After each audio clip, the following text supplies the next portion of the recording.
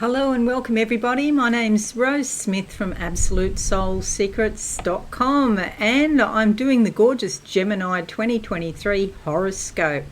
What a year we're all going to have. There are some really beneficial influences that are coming our way with Saturn going into Pisces and Pluto going into Aquarius. Okay, it'll be a bit like a sigh of relief in some respects.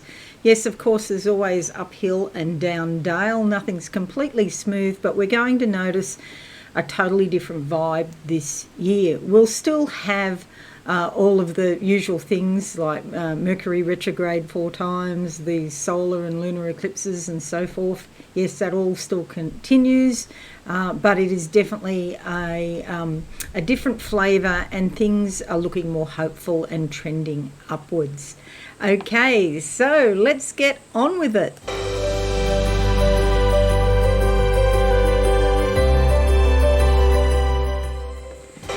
Okay, so let's now have a look at what the cards have to say first. I like to draw 2 tarot cards as theme cards for the year. The first card can be the first half and the second card can be the second half if you like, or read them, take them both together. Okay, so for gorgeous Gemini, what do I see? Oh, okay, this is a bit interesting. Putting on makeup, I think it's like a change in appearance or something like that. My dog's barking now, of course, because I'm live streaming. He's got an inbuilt switch, so he knows when I'm live streaming, so he will bark. We see here Mars here in your first house about how you present yourself to the world. It is retrograde at the beginning of the year, along with a lot of other planets and points. So we've got Mars, Mercury and Uranus all retrograde, and also the North and the South node retrograde to start the year. So it's probably a bit of a slow start. Then throughout the month of January, we have Mercury turning direct on the 18th, Mars turning direct on the 12th, and Uranus turning direct on the 23rd. A lot of people don't normally feel Uranus, and particularly because it's in the 12th house here. It's sort of like as one of those far out transpersonal planets. Haha, far out, get it? You know, a very long way away. But yeah, it is far out in the sense of it does produce shocks and unexpected events and things like that. But it's in the 12th house and it's retrograde. So yeah, it's rumbling on down underneath there in the subconscious. But it also brings innovation and creativity and brilliant flashes of insight. So do keep your eyes open for that after the 23rd. Mercury going direct as well on the 18th. Messages will be, become more the order of the day, and it's there in your 8th house of shared resources as well. The nodes, they're often retrograde, so I wouldn't worry too much about that. They spend half their time retrograde. So, it's not so much an issue. That's around your destiny, your karma, where you're going, what you're growing into versus leaving behind your experience and the past. Okay, and we're all challenged to leave behind the past in some way. Okay, so let's have a look at these cards. I digress there. And we'll see what comes up. I'll close my eyes. Okay, I'm looking at the sky and there's some light white fluffy clouds, so it's not rain. It just makes life more interesting, and they're just passing things in your mind that you're thinking about. They're not worries or anything that you're concerned about. The card that comes up is the sun. Look at that sort of soft white aura there. It reminds me of that, and they're here at the back of her head as well. Reminds me of the white clouds I just saw. This is fabulous to start the year on because it brings a lot of stability, insight, awareness, contentment, happiness, perhaps even joy. and things are going along relatively smoothly without much of a hitch, okay, or a hiccup for that matter. Okay, so that's the first card, which could indicate the first half of the year. And let's have a look now on the second card for you gorgeous Geminis. What do we pick up? Okay, I'm getting a lot of pink and purple coming through. Pink is all about self-nurturance, healing, becoming aware of places that you might be stuck in some way. And I will talk about that because Jupiter and Chiron here in your house of hopes and dreams, but also friends, groups and connections, they're going to be conjunct. So I'll talk about that in a moment. So the card that comes up is the King of Cups. This is another fabulous card about contentment, happiness. This is somebody who's very knowledgeable and wise. It's a masculine type of energy. Not only is he feeling his feelings, but he's also doing things, achieving in the physical world. He's a king. He's a master of his feelings, in fact. Here's the ocean in the background. He's seated on a shore because that means he's in touch with his emotions, okay? He's touching there. He's got his feet on the ground. So even though he's the master of his emotions, he feels everything, he's very practical with it. Wearing this darker sort of blue is reminiscent of the third eye. He's got the third eye, he's got the gold around the throat chakra. So very high vibration in what he says, the messages he puts out into the world. The third eye here and the crown chakra. So there's a real unity of consciousness between the energy coming down in his thoughts, his third eye, what he can see in spirit, and the spiritual energy coming in there, and what he actually says. Okay, so it's a wonderful card. Okay, so hopefully this won't blow away because I've got the window open. I'm just going to make it a bit bigger for you so you can see what's going on. A bit hard to read otherwise. I reckon if I put these there like that, that might help. Okay, so there's a lot happening here. Firstly, I want to talk about, I already mentioned that we're starting slowly and building up over January, but there is a fabulous pattern here, astrological pattern between the planets. And the focal point is here with Saturn in your 9th house and how you grow your life and grow your horizons. There's some sort of restriction here. It might be to do with travelling, might be difficult because of various factors. Maybe you don't have the finances, maybe COVID is going hell for leather where you want to go or where you are.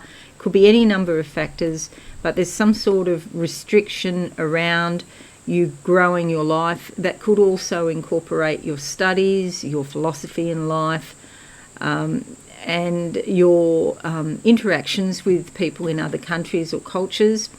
And involved with that is Neptune here in your 10th house and also Mercury here in your 8th house. But this creates this triangular pattern, which is actually really useful for you because, gorgeous Geminis, it increases your intuition and gives you the desire to get to the bottom of whatever the issue is, basically. So it might not be immediately, but it will be at some point that you will get to the bottom. So you end up seeing things more clearly, and particularly with this Sun card here, because it is about insight and awareness. You do have a fair bit happening here in your 12th house in Taurus, so there could be some physical consequence of the messages that you get from spirit. Okay, it could be very unusual messages, and we're starting the year with the moon there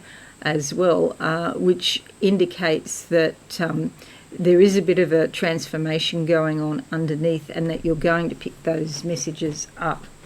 Now, the next thing I want to talk about is the fact that we have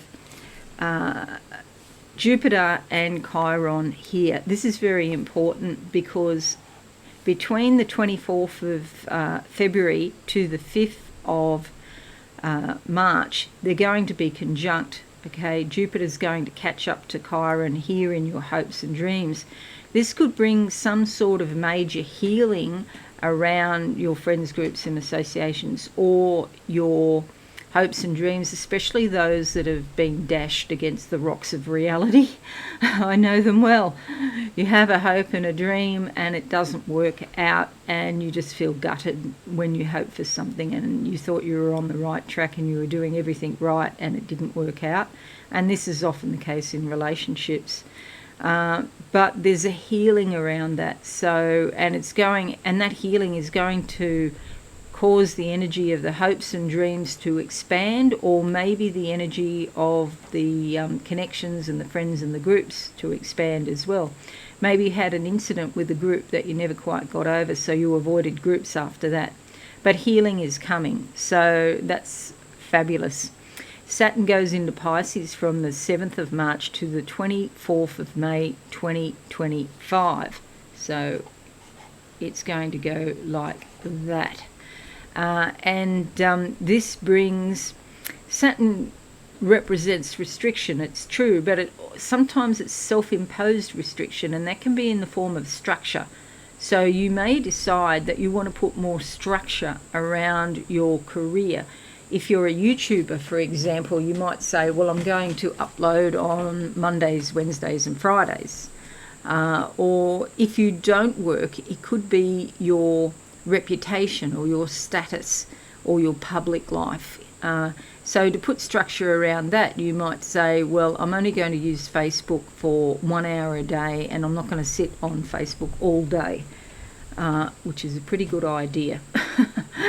So there's some sort of structure that it brings around your career, your public life, or perhaps even a parent. You may decide to put some sort of boundary around your interactions with a parent because they're too negative, or they're dragging you down, or you just don't get on or see eye to eye or something like that. So it's not a bad thing at all. Pluto is going into Aquarius from the 23rd of March till the 11th of the 6th this year, and here's Pluto here, and it's going to jump across there into Aquarius for a few months, like a taster, basically. This means that there could be issues to do with power. There could be things about birth, death and rebirth. Perhaps the negative side of Pluto is abuse, addiction, power over, control. And this is in your 9th house. It brings very compelling, deep feelings right at the core. And it's like any sort of shallowness is not going to appeal to you at all. Okay, you're going to really want to get down deep here regarding anything to do with other countries, foreign affairs, whatever that means to you, and sometimes it is. Sometimes it's a lover in another country, you know. You could find yourself going back to something you used to do decades ago, and it's like it died some sort of death, and now it's reborn in your life, and that could incorporate study. But travel, study, and foreign countries or people are likely to be quite pivotal in this, along with your philosophy in life or your spiritual life. This is the house of the higher mind. So yes, study is very important as well.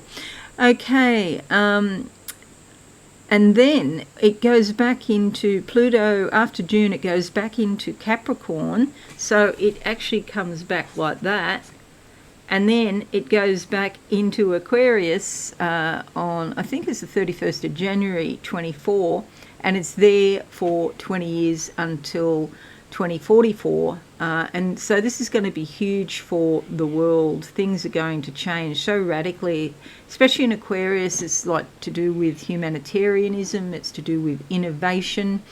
There's a certain degree of detachment, not getting involved, overly emotional There's a reliance on technology and science, and to look at things logically, not just from an emotional point of view, okay? And Pluto's going to probably bring back the rebirth of science, because science has certainly been pilloried a lot lately. So, you know, science is making a comeback in some way. But we're likely to become more caring by taking a step back and not getting involved in all of the hoo-ha that gets carried on, especially here on YouTube and other social media platforms. Okay, now we have some solar eclipses I'll talk about in a moment. Jupiter goes into Taurus on the 16th of May, and here it is here. It will jump over into your 12th house, if I can find a spot to put it. Okay, so we'll just put it there like that.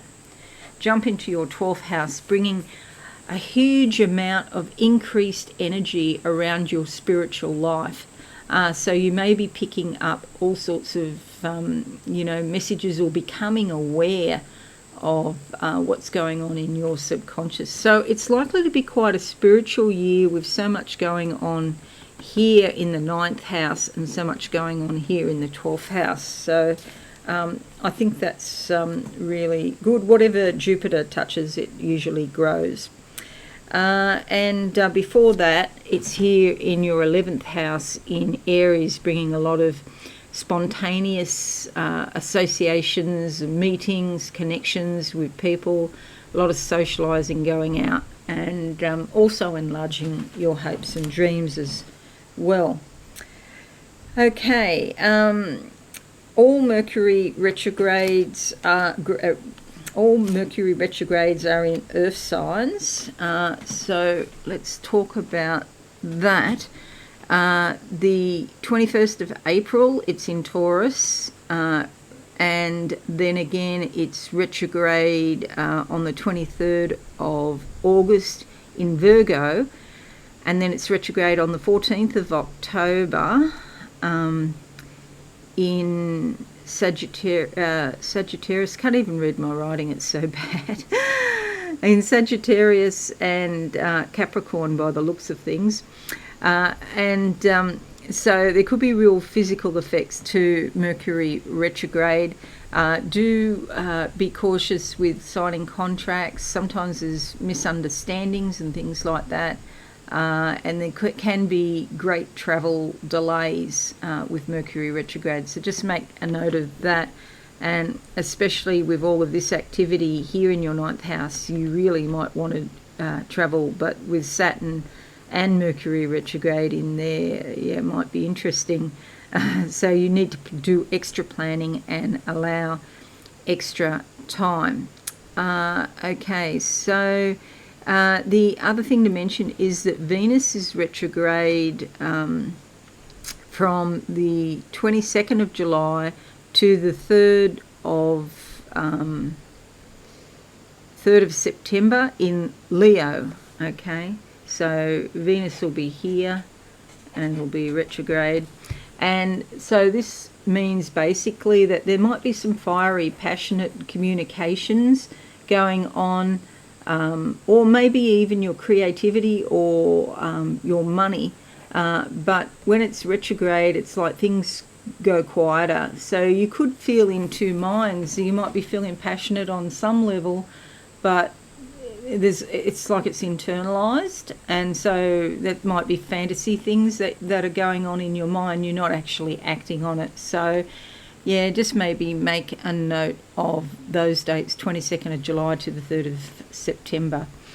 The solar eclipses, we have one on the 24th of April in Aries, bringing a lot of new beginnings around your friends groups and associations, and also your hopes and dreams as well.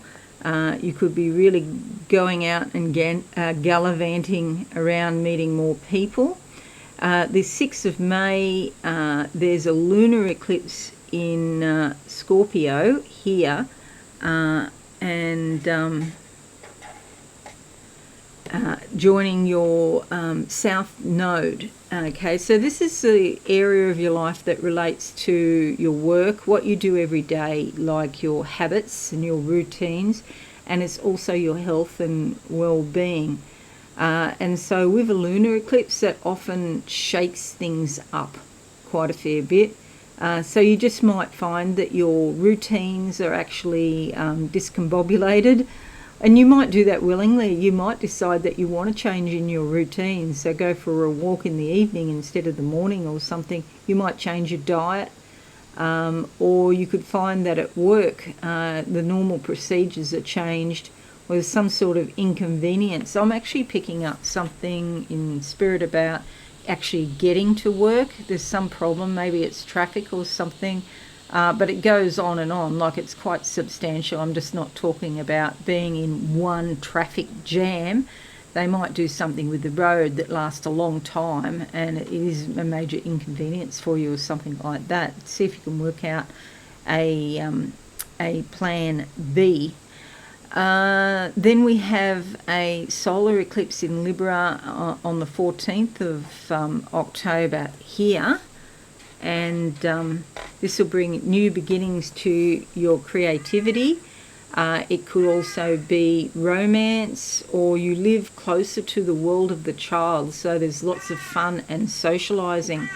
So there does seem to be two themes that are coming out here. Now there's a crow at the window. It's like, and a butterfly, a crow and a butterfly together. So there does seem to be two themes emerging, and that is something to do with new things coming up, and also it's quite a spiritual time.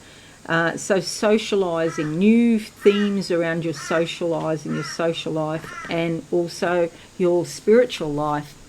There is a lunar eclipse in Taurus on the 28th of October as well, and that will be here in your 12th house again. So again, another reference to things being shaken up in your spiritual world, and you tuning into your subconscious. So if you are an artist or a musician, or you are involved in maybe divination in some way, or counselling, psychotherapy, there'll be a very rich landscape for you to pick from in 2023, with so much going on here in the 12th house. It is, see, this is the way of the future for you, because we have the North Node there. And so it's like a sort of destiny sort of thing that is happening, causing you to look down within and move away from the experiences of your past, where you were maybe more concerned with material things or the outside world. And a yellow butterfly just flew past when I said that.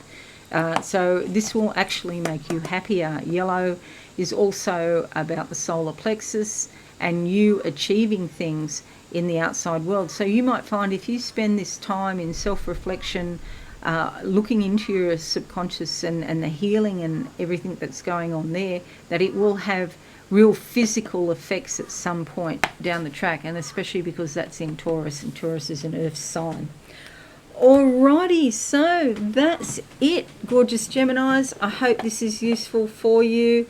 Thank you so much for listening. I seem to be stuck. Not sure why that happens. It does happen though. So we'll go back to the board. I would appreciate if you can leave a like or a comment. That would be fabulous. And subscribe and hit that notification bell if you are new. Have a wonderful year. I'm sure you all will. And thank you for listening today. Bye for now. Thanks so much for watching. Please visit my website absolutesoulsecrets.com for all things spiritual. Have a lovely day.